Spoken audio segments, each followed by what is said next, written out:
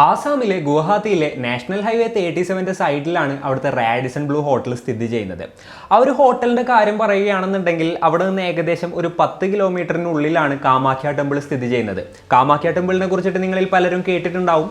ഇന്ത്യയിലെ തന്നെ one of the famous ആയിട്ടുള്ള ടെമ്പിളാണ്. അപ്പോൾ നമ്മുടെ രാജ്യത്തിൻ്റെ അകത്ത് നിന്ന് തന്നെ ഒരുപാടധികം വിശ്വാസികൾ പ്രാർത്ഥിക്കാനായിട്ട് പോകുന്ന ഒരു സ്ഥലമാണ്. അതുകൂടാതെ തന്നെ നമ്മുടെ രാജ്യത്തിൻ്റെ പുറത്തുനിന്നുള്ള വിശ്വാസികൾ വരെ അങ്ങോട്ട് വരാറുണ്ട്. അപ്പോൾ അവിടെ അടുത്തുള്ളൊരു ലക്ഷറി ഹോട്ടലാണ് ഈ ഒരു റാഡിസൺ ബ്ലൂ എന്ന് പറയുന്നത്. സോ വലിയ വലിയ ബിസിനസ്സുകാർ ആ ഒരു ടെമ്പിളിൽ പോകാൻ വേണ്ടിയിട്ട് വരുമ്പോഴും മറ്റൊക്കെ അവിടെയാണ് നിൽക്കാറ്. അതേപോലെ തന്നെ സെലിബ്രിറ്റീസ് പോലുള്ള ആളുകൾ സ്ഥിരമായിട്ട് നിൽക്കുന്ന ഒരു ഹോട്ടലാണ്. അന്ന് കൃത്യമായി പറഞ്ഞാൽ ഫെബ്രുവരി 5, 2024 ഏകദേശം ഉച്ച കഴിഞ്ഞൊരു ടൈമൊക്കെ ആയിട്ടുണ്ടാവും. അപ്പോഴാണ് ആ ഒരു ഹോട്ടലിൻ്റെ അകത്തോട്ട് ഒരാൾ കയറി വരുന്നത്. ആൾക്ക് ഏകദേശം ഒരു 45 വയസ്സ് പ്രായം ഉണ്ടായിരുന്നു. സന്ദീപ് എന്നായിരുന്നു കേട്ടോ ആളുടെ പേര്. ആൾ നേരെ തന്നെ ആ ഹോട്ടലിലെ റിസപ്ഷനിലോട്ട് എത്തുകയാണ്. എന്നിട്ട് ഓൾറെഡി താൻ ബുക്ക് ചെയ്തിട്ടുണ്ടായിരുന്നു എന്നുള്ളൊരു കാര്യം പറയുകയാണ്. അപ്പോൾ അവിടെ ഉണ്ടായിരുന്ന സ്റ്റാഫ് അത് ചെക്ക് ചെയ്യാണ്. അതിനുശേഷം അദ്ദേഹത്തിൻ്റെ ID കാർഡും കാര്യങ്ങളും എല്ലാം വാങ്ങി പിന്നീട് പ്രൊസീജിയറും കാര്യങ്ങളൊക്കെ കഴിഞ്ഞതിന് ശേഷം റൂമിൻ്റെ കീ കൊടുത്തു. 9ാമത്തെ ഫ്ലോറിൽ റൂം നമ്പർ 922 എന്ന് പറഞ്ഞ റൂം നമ്പർ ആയിരുന്നു അദ്ദേഹത്തിന് അന്ന് അലോക്കേറ്റ് ചെയ്തിട്ടുണ്ടായിരുന്നത്. അങ്ങനെ കീയും വാങ്ങി അദ്ദേഹം നേരെ ആ ഒരു റൂമിലോട്ട് പോവുകയാണ്. അതിനുശേഷം ആളവിടെ ഫ്രഷപ്പ് ചെയ്തു. അങ്ങനെ കുറച്ച് നേരമൊക്കെ കഴിഞ്ഞു. അതായത് ഏകദേശം വൈകുന്നേരം ഒരു 4 മണിയായ ടൈമിൽ അൺനോൺ നമ്പറിൽ നിന്ന് റിസപ്ഷനിലോട്ട് മറ്റൊരു കോൾ വരെയായിരുന്നു. ഒരു പുരുഷനായിരുന്നു വിളിച്ചിട്ടുണ്ടായിരുന്നത്. ആൾ പറഞ്ഞൊരു കാര്യം എന്തായിരുന്നു എന്ന് വെച്ച് കഴിഞ്ഞിട്ടുണ്ടെങ്കിൽ, നിങ്ങളുടെ ഹോട്ടലിൽ റൂം നമ്പർ 922 കിടക്കുന്ന ആൾക്ക് എന്തോ പറ്റിയിട്ടുണ്ട്, അപ്പോൾ ജസ്റ്റ് ഒന്ന് ചെക്ക് ചെയ്ത് നോക്കാൻ പറഞ്ഞുകൊണ്ടുള്ളൊരു കോളായിരുന്നു അത്. ഈ ഒരു കോള് എന്താ പറയുക, അറ്റൻഡ് ചെയ്ത വ്യക്തി നേരെ തന്നെ മാനേജറിൻ്റെ അടുത്ത് പറയുകയാണ്. ആളും ഇതേപോലെ തന്നെ കുറച്ച് സ്റ്റാഫും കൂടെ നേരെ തന്നെ 9th ഫ്ലോറിലോട്ട് പോവാണ്. അതിനുശേഷം കോളിംഗ് ബെല്ല് അടിച്ച് നോക്കി. അപ്പോൾ റെസ്പോൺസും കാര്യങ്ങളൊന്നുമില്ല. ഡോർ നോക്ക് ചെയ്ത് നോക്കി. അതിനുശേഷം ഈ ഒരു സന്ദീപിൻ്റെ പേര് വിളിച്ച് നോക്കുകയാണ്. എന്നിട്ടും യാതൊരു റെസ്പോൺസും ഇല്ല. എന്നിട്ടും അവരൊരു 10 മിനിറ്റ് അവിടെ വെയിറ്റ് ചെയ്യാൻ കേട്ടോ. ഇനിയിപ്പോൾ ആൾ വല്ല ടോയ്ലറ്റിലോ മറ്റോ ആണെന്നുണ്ടെങ്കിൽ ആൾ വരട്ടെ എന്ന് വിചാരിച്ചിട്ടായിരിക്കാം അവരവിടെ വെയിറ്റ് ചെയ്തിട്ടുണ്ടായിരുന്നത്. അങ്ങനെ കുറച്ച് നേരം കഴിഞ്ഞപ്പോൾ യാതൊരു റെസ്പോൺസും ഇല്ലാത്തത് കൊണ്ട് തന്നെ അവരവരുടെ കയ്യിലുണ്ടായിരുന്ന മാസ്റ്റർ കീ ഉപയോഗിച്ചിങ്ങേറ്റ് ആ ഒരു ഡോറ് തുറക്കാൻ തന്നെ തീരുമാനിക്കുകയാണ്. അങ്ങനെ അവർ ഡോറ് തുറന്ന് നോക്കിയപ്പോഴാണ് ഞെട്ടിക്കുന്ന ആ ഒരു കാഴ്ച കണ്ടത്. അവിടെ തറയിൽ സന്ദീപ് ഇങ്ങനെ കിടക്കുകയാണ്. ആളുടെ വായിൽ ലഡുവിൻ്റെ ഒരു കഷ്ണമുണ്ട്. അതേപോലെ തന്നെ കയ്യിലും ഒരു ലഡുവിൻ്റെ കഷ്ണമുണ്ട്. ആ ഒരു ലഡു കഴിക്കുന്നതിൻ്റെ ഇടയിൽ നിലത്ത് വീണിട്ടെന്തോ പറ്റിയതാണെന്നാണ് ഒറ്റ നോട്ടത്തിൽ അവർക്ക് നോക്കിയപ്പോൾ മനസ്സിലാക്കാനായിട്ട് സാധിച്ചത്. ഉടനെ തന്നെ ആ ഹോട്ടലിലത്തെ മാനേജർ ഡോക്ടറിനെ കോൺടാക്റ്റ് ചെയ്യാണ്. ഡോക്ടർ വളരെ പെട്ടെന്ന് തന്നെ സ്ഥലത്തെത്തി ഇദ്ദേഹത്തെ പരിശോധിച്ചതിന് ശേഷം ആൾ പറഞ്ഞൊരു കാര്യം എന്തായിരുന്നു എന്ന് വെച്ച് കഴിഞ്ഞിട്ടുണ്ടെങ്കിൽ, ഇയാൾ ഓൾറെഡി മരിച്ചിട്ടുണ്ടായിരുന്നു എന്നുള്ളതാണ്. ഇതൊക്കെ കൂടെ കേട്ട് ഷോക്കായ മാനേജർ ഉടനെ തന്നെ തൊട്ടടുത്തുള്ള പോലീസിൽ വിവരമറിയിക്കുകയാണ്. വിവരമറിഞ്ഞ പോലീസുകാർ നേരെ തന്നെ സ്ഥലത്തെത്തി ഇൻവെസ്റ്റിഗേഷനും കാര്യങ്ങളും ആരംഭിച്ചു.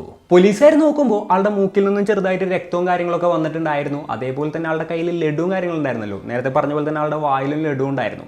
അപ്പോൾ ഇനി ലഡുവിൽ വല്ല വിഷം ചേർത്ത് കഴിച്ചിട്ട് ആൾ മരിച്ചതാണോ, അല്ലാന്നുണ്ടെങ്കിൽ എന്താ പറയുക, ആ ഒരു ബെഡിൻ്റെ മുകളിൽ നിന്ന് താഴെ വീണ് മരിച്ചാണോ എന്നുള്ള സംശയമൊക്കെ പോലീസിനുണ്ടായിരുന്നു.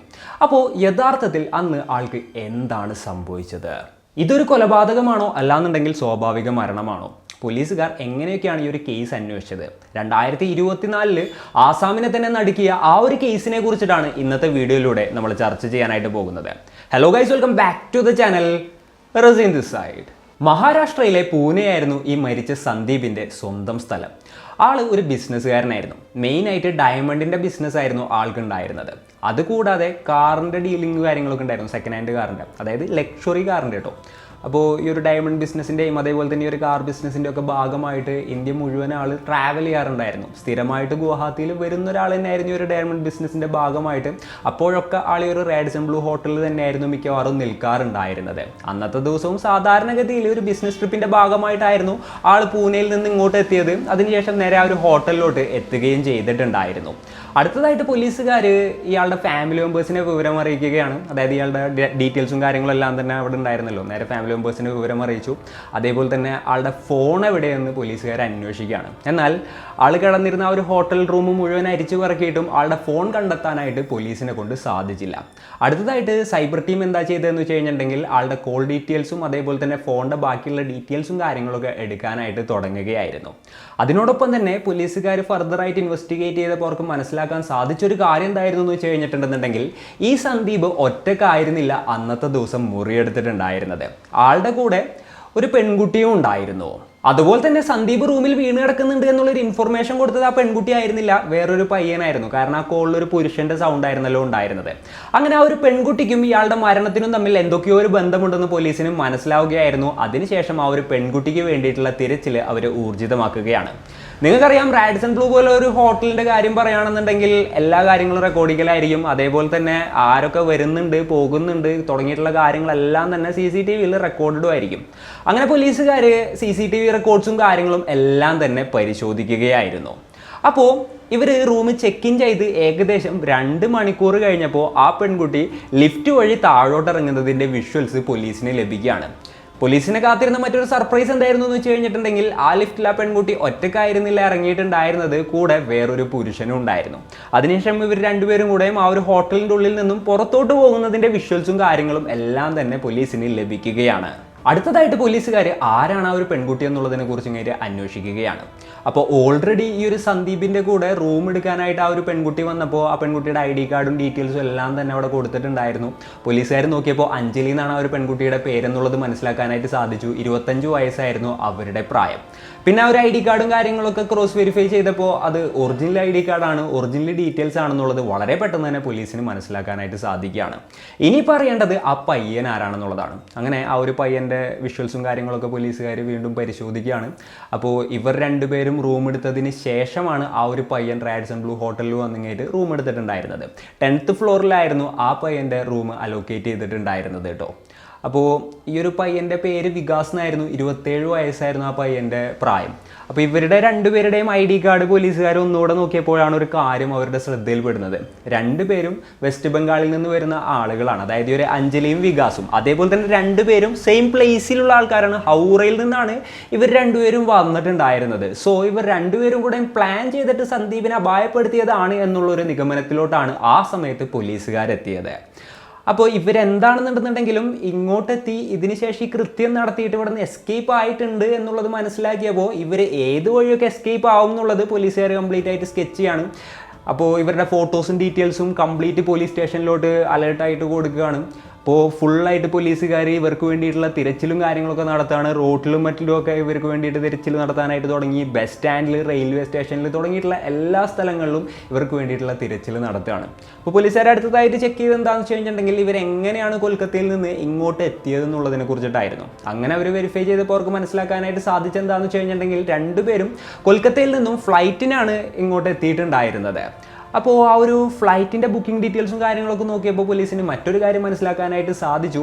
വികാസ് ഇങ്ങോട്ടുള്ള, അതായത് ആസാമിലോട്ടുള്ള ടിക്കറ്റ് ബുക്ക് ചെയ്തത് ഒറ്റ ടിക്കറ്റ് ആയിരുന്നു.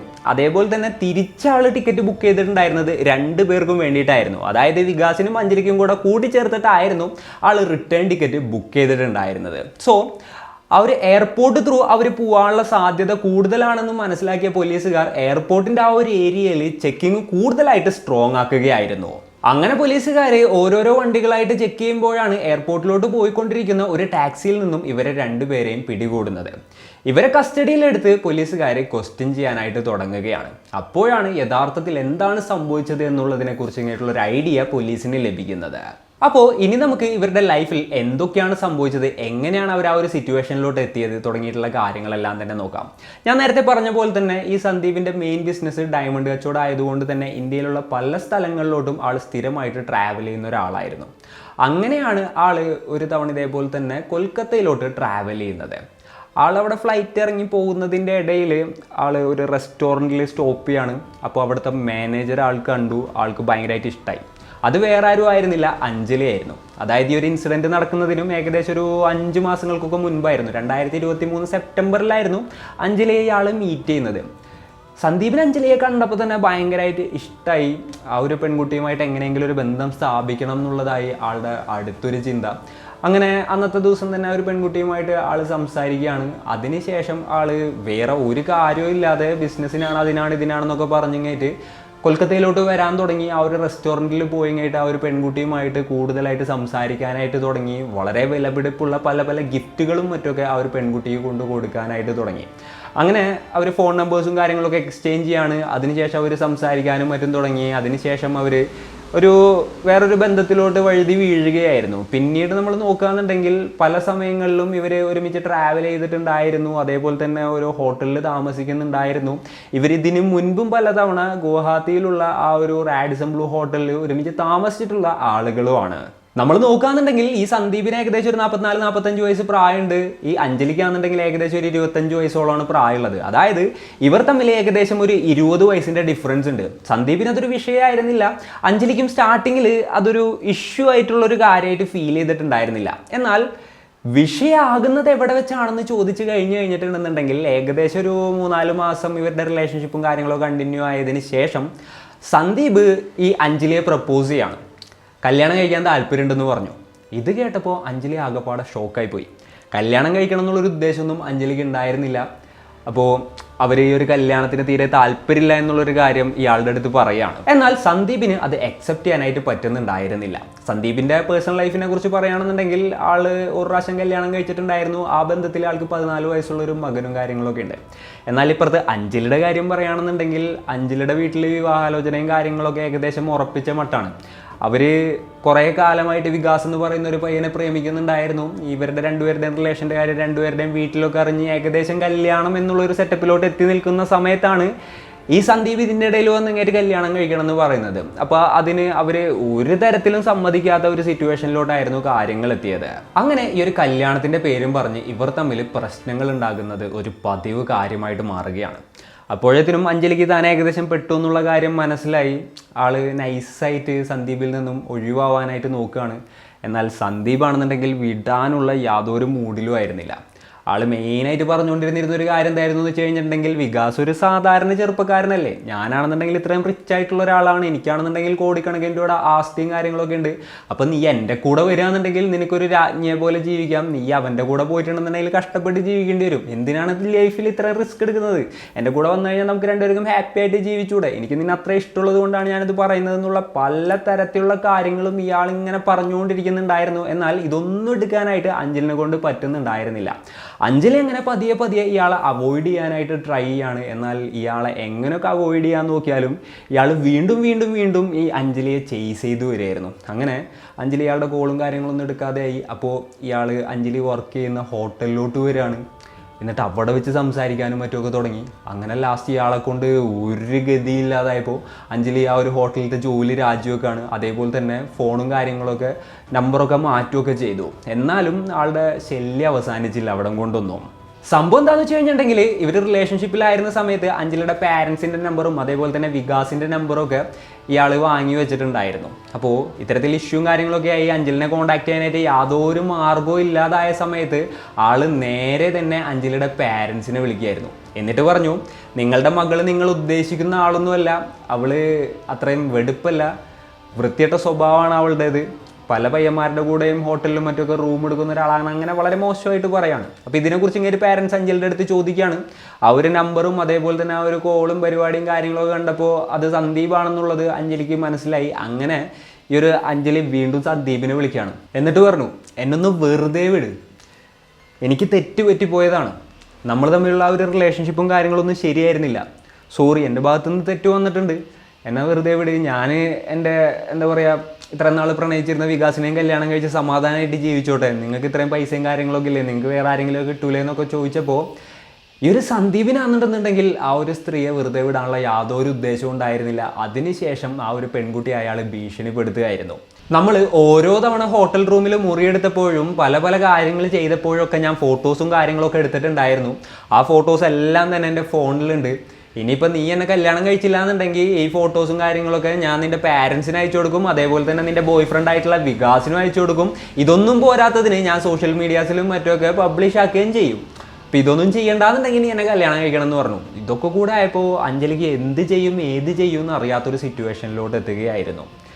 അപ്പോൾ എന്നിട്ടും അഞ്ജലി അയാളെ വിവാഹം കഴിക്കാനായിട്ട് തയ്യാറായില്ല. അപ്പോൾ അതിനുശേഷം വീണ്ടും ദേഷ്യം വന്ന ഈ സന്ദീപ് എന്താ ചെയ്തതെന്ന് വെച്ച് കഴിഞ്ഞിട്ടുണ്ടെങ്കിൽ നേരെ വികാസിനെ വിളിക്കായിരുന്നു. എന്നിട്ട് പറഞ്ഞു, നിങ്ങളുടെ ഗേൾ ഫ്രണ്ടും അതേപോലെ തന്നെ ഞാനും തമ്മിൽ ഇങ്ങനെയുള്ളൊരു റിലേഷൻഷിപ്പും കാര്യങ്ങളൊക്കെ ഉണ്ടായിരുന്നു, അവൾ എൻ്റെ കൂടെ പല സമയങ്ങളിൽ പല ഹോട്ടലുകളിൽ ഇന്ത്യയിലെ പല നഗരങ്ങളിലും വന്നിട്ടുണ്ട്, എനിക്ക് സംശയം ഉണ്ടെന്നുണ്ടെങ്കിൽ വേണമെങ്കിൽ അവളുടെ അടുത്ത് ചോദിച്ചു നോക്കാനായിട്ട് പറയാണ്. ഇത് കേട്ട വികാസ് ആകെപ്പാടെ അപ്സെറ്റായി പോയി. ആള് അത്രത്തോളം ആത്മാർത്ഥമായിട്ട് പ്രണയിച്ചിരുന്ന ഒരു പെൺകുട്ടിയായിരുന്നു. ആ ഒരു പെൺകുട്ടി ഇങ്ങനെയുള്ള കാര്യങ്ങളൊക്കെ ചെയ്യുന്നുണ്ടെന്ന് അറിഞ്ഞപ്പോൾ ആൾക്ക് താങ്ങാനായിട്ട് സാധിച്ചില്ല. അപ്പോൾ ആള് നേരെ തന്നെ അഞ്ജലിയുടെ അടുത്ത് പോയിട്ട് ഇങ്ങനെയുള്ള കാര്യങ്ങളെക്കുറിച്ച് ചോദിക്കുകയാണ്. അപ്പോൾ അഞ്ജലിക്കാണെന്നുണ്ടെങ്കിൽ എതിർത്തൊന്നും പറയാനുണ്ടായിരുന്നില്ല. അഞ്ജലി ഇതെല്ലാം സമ്മതിക്കുകയാണ്. അഞ്ജലി എന്നിട്ട് പറഞ്ഞു, എൻ്റെ ഭാഗത്താണ് തെറ്റ് പറ്റിപ്പോയി, പക്ഷേ അതൊക്കെ ഞാൻ തിരുത്തി നിർത്തി നിൻ്റെ അടുത്തോട്ട് വരാനായിട്ടും അതേപോലെ തന്നെ കല്യാണം കഴിച്ചിങ്ങനെ സ്വസ്ഥമായിട്ടുള്ളൊരു ജീവിതം നയിക്കാമെന്ന് വിചാരിച്ചിരിക്കുന്ന സമയത്ത് പിന്നെയും അയാൾ എൻ്റെ പിന്നാലെ വന്നുകൊണ്ടിരിക്കുകയാണ്. അതേപോലെ തന്നെ എൻ്റെ ഫോട്ടോസും കാര്യങ്ങളും എല്ലാം തന്നെ പുറത്തു വിടുമെന്ന് പറഞ്ഞ് എന്നെ ഭീഷണിപ്പെടുത്തിക്കൊണ്ടിരിക്കുകയാണ്.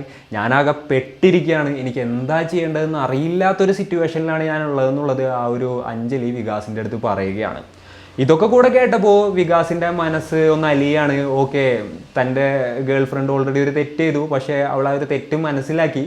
അപ്പം ഇനിയിപ്പോൾ ഇതിൽ നിന്നും രക്ഷിച്ചിട്ടുണ്ടെന്നുണ്ടെങ്കിൽ നമുക്ക് രണ്ടുപേർക്കും ഒരുമിച്ച് സുഖമായിട്ട് ജീവിക്കാൻ പറ്റുമല്ലോ എന്നുള്ളൊരു തോട്ടിൽ ഈ സന്ദീപിൻ്റെ ശല്യത്തിൽ നിന്ന് എങ്ങനെ രക്ഷപ്പെടാമെന്നുള്ളതിനെ കുറിച്ചായി ഇവരുടെ രണ്ടുപേരുടെയും ചിന്ത. അപ്പോൾ ഇവർ ചിന്തിച്ചൊരു കാര്യം എന്താണെന്ന് വെച്ച് കഴിഞ്ഞിട്ടുണ്ടെങ്കിൽ സന്ദീപിൻ്റെ ഫോണിലാണ് ആ ഒരു ഫോട്ടോസും കാര്യങ്ങളൊക്കെ ഉള്ളത്. അപ്പോൾ അത് ഡിലീറ്റ് ചെയ്ത് കഴിഞ്ഞാൽ പിന്നെ വേറെ ഇഷ്യൂസും കാര്യങ്ങളൊന്നും ഇല്ലല്ലോ. അങ്ങനെ ആ ഒരു ഫോട്ടോസും കാര്യങ്ങളൊക്കെ ഡിലീറ്റ് ചെയ്യുന്നത് എങ്ങനെയെന്നുള്ളതിനെ കുറിച്ചായി അടുത്ത അവരുടെ ചിന്ത. അപ്പം അതിന് വേണ്ടിയിട്ട് ഈ ഒരു വികാസ് പറഞ്ഞൊരു പ്ലാൻ എന്തായിരുന്നു എന്ന് വെച്ച് കഴിഞ്ഞിട്ടുണ്ടെന്നുണ്ടെങ്കിൽ, നീ ഇനി വീണ്ടും സന്ദീപിനായിട്ട് നോർമലായിട്ട് സംസാരിക്കും. എന്നിട്ട് നിങ്ങൾ രണ്ടുപേരും മീറ്റ് ചെയ്യുന്ന സമയത്ത് ആൾക്ക് നമുക്ക് വല്ല ഉറക്ക ഗുളികയെ അങ്ങനെയുള്ള എന്തെങ്കിലും കൊടുത്ത് ഇങ്ങേറ്റ് ഉറക്കി കിടത്താം. എന്നിട്ട് ആളുടെ ഫോണിൽ നിന്ന് ഈ ഒരു സംഭവം കാര്യങ്ങളൊക്കെ ഡിലീറ്റ് ചെയ്താൽ തീരാവുന്ന പ്രശ്നമല്ലേ ഉള്ളൂ. അപ്പോൾ നമുക്ക് അങ്ങനെ ചെയ്യാം, അങ്ങനെയുള്ളൊരു കാര്യം പ്ലാൻ ചെയ്യാമെന്നുള്ളൊരു കാര്യം ഇവർ രണ്ടുപേരും കൂടെയും പ്ലാൻ ചെയ്യാണ്. അങ്ങനെ അതിന് വേണ്ടിയിട്ടുള്ള ഒരു കരുക്കൾ അവർ നീക്കി തുടങ്ങി. പിന്നെയും ഈ ഒരു സന്ദീപ് ഈ പെൺകുട്ടിയെ വിളിക്കുമ്പോൾ ഇവർ കോൾ അറ്റൻഡ് ചെയ്ത് തുടങ്ങി, പതിയെ സംസാരിക്കാനായിട്ട് തുടങ്ങി. അതേപോലെ തന്നെ മീറ്റ് ചെയ്യാം എന്നുള്ളൊരു സിറ്റുവേഷനിലോട്ട് കാര്യങ്ങൾ എത്തുകയാണ്. അപ്പോൾ അഞ്ജലി പറഞ്ഞു കൊൽക്കത്തയിലോട്ട് വന്ന് ഇങ്ങേറ്റ് മീറ്റ് ചെയ്യാനായിട്ട്. എന്നാൽ സന്ദീപിന് എന്തോ ഒരു പന്തികേട് മണക്കാണ്. കാരണം കൊൽക്കത്ത അവരുടെ നാടാണ്, ഞാൻ അങ്ങോട്ട് പോയി അവരുടെ ഇടയിൽ പോയി പെട്ട് കഴിഞ്ഞിട്ടുണ്ടെങ്കിൽ പണി കിട്ടാനുള്ളൊരു സാധ്യത ഉണ്ട്. അതുകൊണ്ട് തന്നെ ആൾക്ക് അങ്ങോട്ട് പോകാനായിട്ടുള്ള ഒരു വിശ്വാസ്യത ഉണ്ടായിരുന്നില്ല. അപ്പോൾ ആൾ പറഞ്ഞു, വേണ്ട, കൊൽക്കത്തയിലോട്ട് ഞാൻ വരുന്നില്ല, എനിക്ക് ഞാൻ ഫ്ലൈറ്റ് ടിക്കറ്റും കാര്യങ്ങളൊക്കെ അയച്ചു തരാം, നീ നേരെ നമ്മൾ സ്ഥിരം നിൽക്കാറുള്ള ആസാമിലത്തെ ആ ഒരു റാഡിസൺ ബ്ലൂ ഹോട്ടലില്ലേ അങ്ങോട്ട് വരാനായിട്ട് പറയാണ്. അങ്ങനെയാണ് ആ ഒരു പെൺകുട്ടി നേരെ തന്നെ കൊൽക്കത്തയിൽ നിന്നും ആസാമിലോട്ട് എത്തുന്നത്. ഫെബ്രുവരി 5 രാവിലെ തന്നെ രണ്ടുപേരും കൂടെയും ഒരുമിച്ചായിരുന്നു കൊൽക്കത്തയിൽ നിന്നും നേരെ ഗുവാഹത്തിയിലോട്ട് എത്തിയിട്ടുണ്ടായിരുന്നത്. ഈ സന്ദീപാണെന്നുണ്ടെന്നുണ്ടെങ്കിൽ മഹാരാഷ്ട്രയിൽ നിന്നും നേരെ തന്നെ ഗുവാഹത്തിയിലോട്ട് എത്തുകയായിരുന്നു. അങ്ങനെ ഇവർ രണ്ടുപേരും കൂടെയും, അതായത് ഈ ഒരു സന്ദീപും അതേപോലെ അഞ്ജലിയും കൂടെ റൂം എടുത്തതിന് ശേഷം തൊട്ട് പിന്നാലെ ഇയാളും വന്നിങ്ങായിട്ട് റൂം എടുക്കുകയായിരുന്നു. അപ്പോൾ ഓൾറെഡി അഞ്ജലി ലഡുവും കാര്യങ്ങളൊക്കെ സെറ്റാക്കി കൊണ്ടുവന്നിട്ടുണ്ടായിരുന്നു. ആ ഒരു ലഡുവിൽ ഉറക്കഗുളിയും കാര്യങ്ങളൊക്കെ മിക്സ് ചെയ്തിട്ടുണ്ടായിരുന്നു. ആ ലഡു ആൾക്ക് കഴിക്കാനായിട്ട് കൊടുക്കുകയാണ്. അങ്ങനെ ആളത് കഴിച്ചുകൊണ്ടിരിക്കുന്നതിൻ്റെ ഇടയിലാണ് മുകളിലത്തെ നിലയിലുണ്ടായിരുന്ന ഈ ഒരു വികാസ് എന്ന് പറയുന്ന പയ്യൻ നേരെ തന്നെ താഴ്ത്തി ഇവരുടെ മുറിയിലോട്ട് കയറി വരുന്നത്. മുറിയിലോട്ട് കയറി വന്ന വികാസിനെ കണ്ടപ്പോൾ ആകപ്പാടെ ഈ ഒരു എന്താ പറയുക സന്ദീപ് ക്ഷുഭിതനാവുകയാണ്. അയാളുമായിട്ട് വാക്കുതർക്കത്തിലും അതേപോലെ തന്നെ മൽപ്പിടുത്തത്തിലും ഏർപ്പെടുകയാണ്. അപ്പോൾ ഈ ഒരു വികാസ് ഇയാളുടെ ഫോൺ തട്ടിപ്പറിക്കാനായിട്ട് നോക്കി, അയാൾ അതിന് സമ്മതിച്ചില്ല. അപ്പോൾ ഈ വികാസ് ഈ സന്ദീപിനെ പിടിച്ച് തള്ളായിരുന്നു. ആ ഒരു തള്ളലിൽ ആള് നിലത്ത് വീണു. കുറച്ചു നേരം കഴിഞ്ഞപ്പോൾ ആളുടെ മൂക്കിൽ നിന്ന് ചോര വരുന്നുണ്ടായിരുന്നു, പിന്നെ ആൾ അനങ്ങുന്നുണ്ടായിരുന്നില്ല. അപ്പോൾ ആളുടെ ഫോൺ എടുത്ത് ഇവർ ഫോട്ടോസും കാര്യങ്ങളൊക്കെ ഡിലീറ്റ് ചെയ്ത് ഫോണും കയ്യിൽ പിടിച്ചു. പിന്നെ ആളെ വിളിച്ചു നോക്കിയപ്പോൾ ആൾ അനങ്ങുന്നില്ല. ഇവരാകപ്പാടെ ഷോക്കായി പോയി. ഇയാൾക്ക് ഏതാണ് പറ്റിയത് എന്നുള്ളതിനെ കുറിച്ച് കഴിഞ്ഞിട്ട് ഇവർക്ക് യാതൊരു ഐഡിയ ഉണ്ടായിരുന്നില്ല. അങ്ങനെ അവരവിടെ നിന്ന് എങ്ങനെയെങ്കിലും എസ്കേപ്പ് ആവാന്നുള്ളൊരു പ്ലാനിലായിരുന്നു. പെട്ടെന്ന് തന്നെ ഡ്രസ്സും കാര്യങ്ങളൊക്കെ പാക്ക് ചെയ്തിട്ട് അവിടെ നിന്ന് പുറത്തോട്ട് പോയത്. കാര്യം ഒരു ഫ്ലൈറ്റ് ടിക്കറ്റ് ഒക്കെ ബുക്ക് ചെയ്തിട്ടുണ്ടായിരുന്നെങ്കിലും ട്രെയിന് പോവാ, അതാണ് കുറച്ചുകൂടെ സേഫ് എന്നുള്ളൊരു തോട്ടിലോട്ട് അവർ എത്തിയിട്ടുണ്ടായിരുന്നു. അങ്ങനെ നേരെ അവർ റെയിൽവേ സ്റ്റേഷനിൽ പോയിട്ട് നോക്കുകയാണ്. എന്നാൽ ട്രെയിനും കാര്യങ്ങളൊന്നും അവൈലബിൾ ആയിരുന്നില്ല, സീറ്റൊന്നും ഉണ്ടായിരുന്നില്ല. അങ്ങനെ എന്തായാലും ഫ്ലൈറ്റ് ബുക്ക് ചെയ്തല്ലേ, അപ്പോൾ ഫ്ലൈറ്റിന് തന്നെ പോകാമെന്ന് അവർ തീരുമാനിച്ചു. എന്നാലും ഈ ഒരു എന്താ പറയുക വികാസിന് മാനസികമായിട്ട് എന്തോ ഒരു ബുദ്ധിമുട്ട് ഇങ്ങനെ തോന്നുകയാണ്. അയാൾ നിലത്ത് വീണ് കിടന്നിട്ട് ആൾക്ക് എന്തെങ്കിലും പറ്റുമെന്ന് പോലും നോക്കാതെയാണ് നമ്മൾ അവിടെ നിന്ന് ഓടിപ്പോകുന്നത്. ഇനിയിപ്പോൾ ആൾക്ക് എന്തെങ്കിലും പറ്റിയിട്ടുണ്ടെങ്കിലോ അങ്ങനെയുള്ളൊരു ടെൻഷനും ചിന്തയൊക്കെ ആൾക്ക് വന്നപ്പോഴാണ് ലാസ്റ്റ് ആൾ ഇതേപോലെ തന്നെ അവിടുത്തെ റിസപ്ഷനിലോട്ട് വിളിച്ചിട്ട് ഈ ഒരു റൂമിൽ ഇങ്ങനെ ഒരാൾ നിലത്ത് വീണ് കിടക്കുന്നുണ്ട് എന്നുള്ളൊരു കാര്യം പറഞ്ഞത്. അതായത് ഇനിയിപ്പോൾ ഹോട്ടൽ അധികൃതർ നേരെ ചെന്ന് ഇങ്ങനെ ഡോക്ടേഴ്സിനായിട്ട് പോയി നോക്കിയിട്ടുണ്ടെന്നുണ്ടെങ്കിൽ ആളെ രക്ഷിക്കാനായിട്ട് സാധിക്കുമല്ലോ എന്നുള്ളൊരു തോട്ടിലായിരുന്നു കേട്ടോ ആൾ അത്തരത്തിലുള്ളൊരു കാര്യം ചെയ്തിട്ടുണ്ടായിരുന്നത്.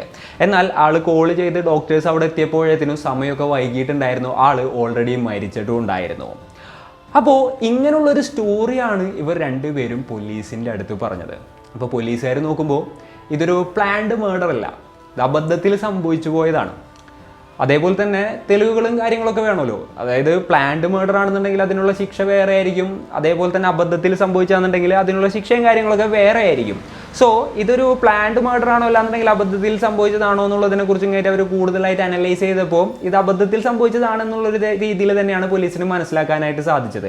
അപ്പോഴതിനും ഓട്ടോപ്സി റിപ്പോർട്ടും കാര്യങ്ങളൊക്കെ വന്നിട്ടുണ്ടായിരുന്നു. അപ്പോൾ ഓട്ടോപ്സി റിപ്പോർട്ടിൽ നോക്കുന്ന സമയത്ത് ഇയാൾക്ക് വേറെ പരിക്കുകളൊന്നുമില്ല. ഇയാൾ തലടിച്ച് നിലത്ത് വീണിട്ടുണ്ട്, അതേപോലെ തന്നെ മൂക്കിൽ നിന്നും ചോര വന്നിട്ടുണ്ട്, ശ്വാസതടസ്സം നേരിട്ടിട്ടാണ് ആൾ മരിച്ചിട്ടുണ്ടായിരുന്നത്. അതേപോലെ തന്നെ ആ ഒരു ലഡുവിൽ ഈ പറഞ്ഞ പോലെ തന്നെ ഉറക്ക ഗുളികയും കാര്യങ്ങൾ എന്തൊക്കെയോ ഉണ്ടായിരുന്നു, അത് ആളുടെ ശരീരത്തിൽ കയറിയിട്ടുമുണ്ട്. അതല്ലാതെ ആളുടെ ശരീരത്തിൽ നിന്ന് വിഷത്തിൻ്റെ ട്രേസസോ അല്ലാന്നുണ്ടെങ്കിൽ ആളുടെ ദേഹത്ത് എന്തെങ്കിലും കയറോ മറ്റോ ഇട്ടിങ്ങേറ്റ് കുരുക്കിയതിൻ്റെയോ അല്ലാന്നുണ്ടെങ്കിൽ കത്തി കുത്തേറ്റതോ, അതായത് അയാളെ ഇൻറ്റൻഷനലി അപായപ്പെടുത്തിയതിൻ്റെ യാതൊരു തെളിവുകളും ഉണ്ടായിരുന്നില്ല ഓട്ടോപ്സി റിപ്പോർട്ടിലും. അങ്ങനെ ഇവർ രണ്ടുപേരെയും കോടതിയിൽ പ്രൊഡ്യൂസ് ചെയ്യാണ്. അതിനുശേഷം ഇവർ രണ്ടുപേരും ജയിലിലോട്ട് പോവാണ്. പിന്നീട് എന്താ സംഭവിച്ചതെന്ന് വെച്ച് കഴിഞ്ഞിട്ടുണ്ടെങ്കിൽ ജാനുവരി 2025 ഇവർക്ക് രണ്ടുപേർക്കും ജാമ്യം ലഭിക്കുകയായിരുന്നു. ഈ ഒരു കേസും കാര്യങ്ങളൊക്കെ നടന്നുകൊണ്ടിരിക്കുകയാണ്. എന്നാലും ഇതൊരു ഇൻറ്റൻഷണൽ മർഡർ അല്ലാത്തത് കൊണ്ട്, അതായത് ഇതൊരു പ്ലാൻഡ് മർഡർ അല്ലാത്തത് കൊണ്ട് ഇവർക്ക് വലിയ ശിക്ഷ കിട്ടാനുള്ള സാധ്യതകളും കാര്യങ്ങളൊന്നുമില്ല. കറക്റ്റായിട്ട് ഇവർക്ക് അത് പ്ലാൻഡ് മർഡർ അല്ല എന്നുള്ളത് കോടതിയിൽ തെളിയിക്കാനായിട്ട് സാധിച്ചിട്ടുണ്ടായിരുന്നു. എന്നാലും ആ ഒരു വിധിയും കാര്യങ്ങളൊക്കെ വരുമ്പോൾ മേ ബി ഒരു 5 to 7 years ഒക്കെ ഇവർക്ക് ശിക്ഷ കിട്ടാനുള്ള ഒരു സാധ്യതയും കാര്യങ്ങളൊക്കെ നമുക്ക് കാണാനായിട്ട് സാധിക്കും. ഇവർ രണ്ടുപേരും കോടതിയിലും പോലീസിൻ്റെ അടുത്തും പറഞ്ഞ കാര്യങ്ങൾ എന്തൊക്കെയായിരുന്നു എന്ന് വെച്ച് കഴിഞ്ഞിട്ടുണ്ടെങ്കിൽ, ഇവർ റാഡിസൺ ബ്ലൂ പോലുള്ളൊരു ഹോട്ടലിൽ സ്വന്തം ID കാർഡൊക്കെ കൊടുത്തിട്ടാണ് റൂം എടുത്തിട്ടുണ്ടായിരുന്നത്. ഇപ്പോൾ ഒരാളെ കൊല്ലണം എന്നുണ്ടെങ്കിൽ സ്വന്തം ID കാർഡ് കൊടുത്ത് ഇതേപോലെ ഇത്രയും സർവൈലൻസ് ഉള്ള ഒരു സ്ഥലത്തോട്ട് അവർ പോകില്ലല്ലോ. അതായത് ഏത് ചെറിയ കുട്ടിക്കും അറിയാലോ, അങ്ങനെയുള്ളൊരു സ്പേസിലോട്ട് നമ്മൾ പോയി കഴിഞ്ഞിട്ടുണ്ടെങ്കിൽ എന്തായാലും നമ്മളുടെ ഐഡൻറ്റിറ്റിയും കാര്യങ്ങളൊക്കെ പോലീസിന് കണ്ടുപിടിക്കാനായിട്ട് സാധിക്കും. അങ്ങനെയാണെന്നുണ്ടെങ്കിൽ എന്തായാലും പൊക്കുമെന്നുള്ളത് 100% ഉറപ്പുള്ളൊരു കാര്യമാണ്. അപ്പോൾ ഇവർക്ക് കൊല്ലാനുള്ള യാതൊരു ഇൻറ്റൻഷനും ഉണ്ടായിരുന്നില്ല എന്നുള്ളതും, ജസ്റ്റ് ആ ഒരു ഫോട്ടോസ് ഡിലീറ്റ് ചെയ്യുക എന്നുള്ളത് മാത്രമായിരുന്നു അവരുടെ ഇൻറ്റൻഷൻ എന്നുള്ളതും പോലീസിൻ്റെ അടുത്തും കോടതിയുടെ അടുത്തും അവർ ഇങ്ങനെയുള്ള കാര്യങ്ങളൊക്കെ നിർത്തിയിട്ടാണ് പറഞ്ഞത്. അതേപോലെ തന്നെ ഇവർ രണ്ടുപേരും ഇയാളെ കാണുന്നതും അതേപോലെ തന്നെ ഫോട്ടോ ഡിലീറ്റ് ചെയ്യുന്നതുമായിട്ടുള്ള ചർച്ചകളൊക്കെ നടത്തിയ സമയത്ത് ഒരു തവണ പോലും ഇയാളെ കൊല്ലണം എന്നുള്ളതിനെ കുറിച്ചിട്ടും ഇവർ ഡിസ്കസ് ചെയ്തിട്ടുണ്ടായിരുന്നില്ല എന്നുള്ളതും ഇവർ കൂട്ടിച്ചേർക്കുകയാണ്. അതേപോലെ തന്നെ ഇവരുടെ ഫോൺ ഡീറ്റെയിൽസും ഫോണിലെ ബാക്കിയുള്ള എവിഡൻസും കാര്യങ്ങളൊക്കെ പരിശോധിച്ചപ്പോൾ ഒരു മർഡർ നടത്തണം എന്നുള്ള രീതിയിൽ ഇവർ ചർച്ച ചെയ്തതായിട്ടുള്ളതിൻ്റെ തെളിവുകളൊന്നും തന്നെ പോലീസിന് കണ്ടെത്താനും സാധിച്ചിട്ടുണ്ടായിരുന്നില്ല. അപ്പോൾ അതിൻ്റെ ഒക്കെ അടിസ്ഥാനത്തിലാണ് ജാനുവരി 2025 അവർക്ക് ജാമ്യം ലഭിച്ചത് കേട്ടോ. ഞാൻ നേരത്തെ പറഞ്ഞ പോലെ തന്നെ ഈ ഒരു കേസിൻ്റെ വിധി വരണം ഇവർക്ക് ഇനി എന്ത് ശിക്ഷ കിട്ടുമെന്ന് അറിയുന്നതിന് വേണ്ടിയിട്ട്. അപ്പോൾ ഇന്നത്തെ ഒരു വീഡിയോയിൽ ഇത്രയൊക്കെയാണ് പറയാനുള്ളത്. ഈ ഒരു സ്റ്റോറി ആയിട്ടപ്പോൾ നിങ്ങൾക്ക് എന്താണ് തോന്നിയത്? നിങ്ങളുടെ തോട്ട്സും മറ്റും എന്തൊക്കെയാണെന്നുണ്ടെങ്കിലും താഴെ കമൻറ്റുകളായിട്ട് രേഖപ്പെടുത്തുക. അപ്പോൾ and it's me signing off. Peace. Stay peaceful guys. Stay safe.